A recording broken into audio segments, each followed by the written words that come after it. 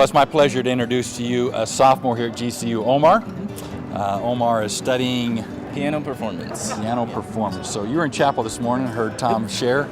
Tell us a little bit of what you thought of his message. Well, the guy's hilarious. I wanted to take him home to be my grandpa forever. But it was, I find that it's interesting that like even the most simple messages like really need to be restated, because we all like get in our heads and just make things overcomplicated, and stress is like it's in everyone's life. And it was amazing because it's so relevant to like what I've been personally going through and like my friend group and whatnot. And my friends and I, we just sat down and we had to talk to like make a conscious decision to be happy in every like everything that happens. Because I mean, you don't get a good grade on a test, like whatnot, assignments, you get stressed out, but in the long run, like in 5 years, will you sit down and remember that one math test that like really like it just like got you were so tired the next day, you know? There's we have these little trifles, but in the grand scheme of things, it's like it's all going to pale in comparison to like the glory of God like coming again to take us home. So yeah, it was an awesome message. So we're in the middle of your second semester of your sophomore year, and spring break's around the corner, so midterms and finals are just down the road a piece. So stress is a real relevant topic for students right now. Tell me how you think the rest of the congregation today, or the group that assembled for chapel, thought of his message.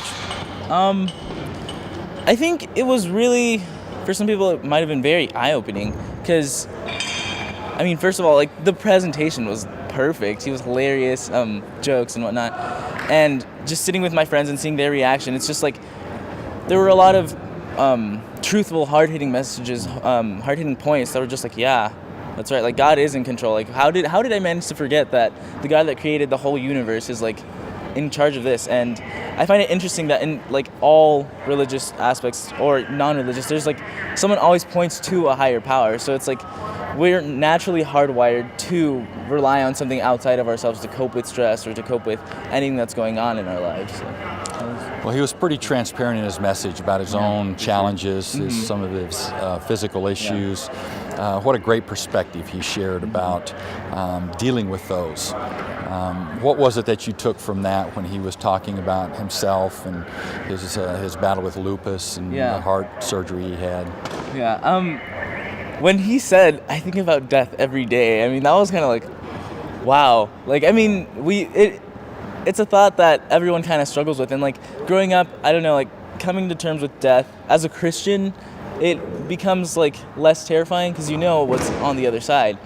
But just, it's not on everyone's mind all the time. And then we get so self-absorbed in what we're going to eat for lunch or like what shoes I'm going to buy. And just like, there's all these things that we make our priorities and just these things that we focus on that pale in comparison to like what's going on around the world and what everything else that's happening. And then tying that to last week, just like the global community, like if we can set time aside to get over ourselves and to worry about others, like life will be so much better for all of us. Omar, thank you. Thanks for taking some time out and talking with us.